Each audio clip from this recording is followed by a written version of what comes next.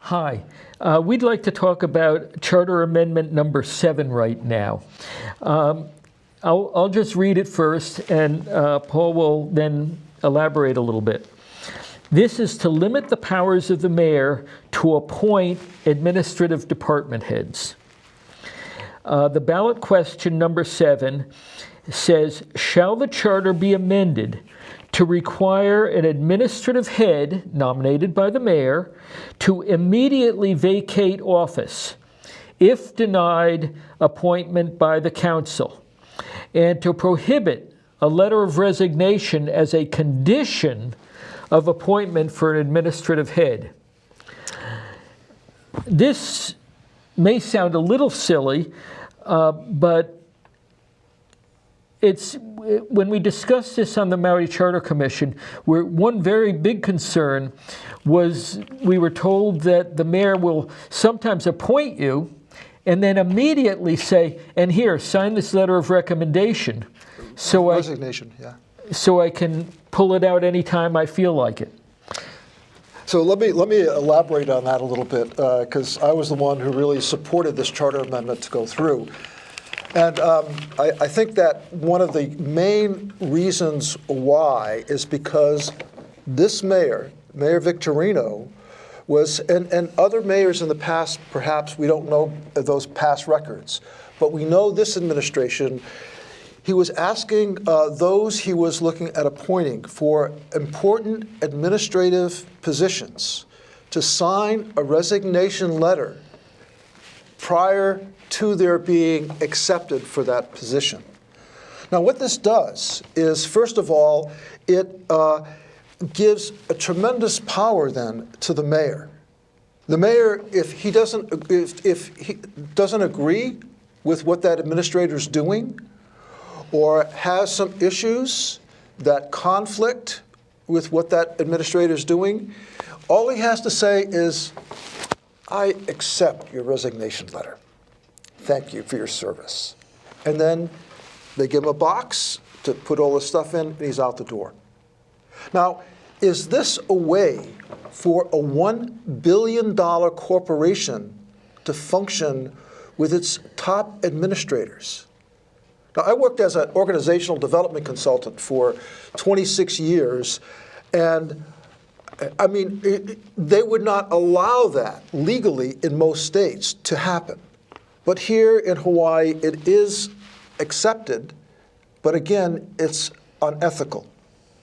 And so what we're trying to do is really stop this practice so it will not happen, not only with Mayor Victorino, but with also future administrations that we have and future mayors.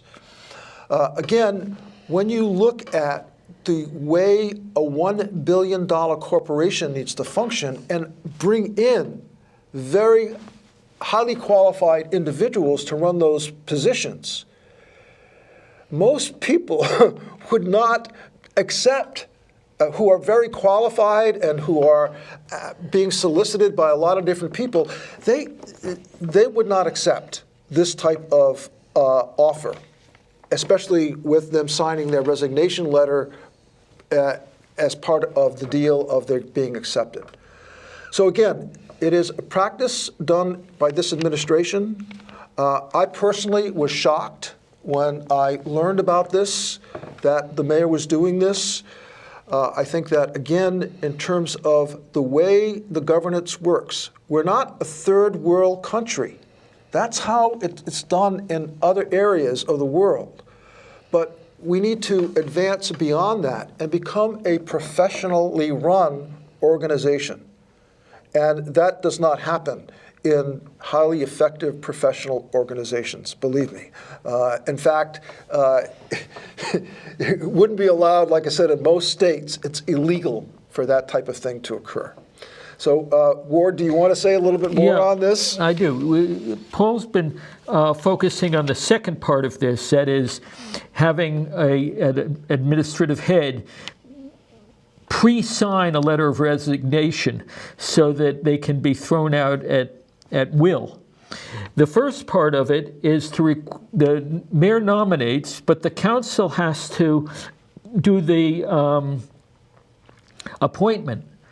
And we don't want to see any mayor making an appointment, putting their person in there, and then the council doesn't appoint them, then and leave them in indefinitely, or leave the seat vacant indefinitely. So the first part of this is to make sure that they can't, if they're not appointed by the council, that they don't get to sit in the office, that they have to leave and have the mayor nominate somebody else. Yeah, and this is an important way that we can do checks and balances in our system. And to have then the county council, a majority of them approve then the nominations by the mayor, I think is really important. And along this line is another charter amendment that's really important. That's about appointment of boards and commissions. And that nominating committee for boards and commissions would also be involved with supporting the mayor so that we can get a very good number of people who would be qualified for these different positions. So again, I think that many of these charter amendments blend together and create a level of governance that's greatly upgraded from what we had before. And if you can just see by this charter amendment number 7, which we are both recommending that you say yes to when you look at your ballot, that this is a way to change our way we function. Again, we have to eliminate the level of cronyism and nepotism that we've been experiencing as a county in the past. And I think that this will help assure that these type of things do not happen and that we get a much greater level of professionalism in the way that we function as governance, especially when we're talking about a $1 billion operation.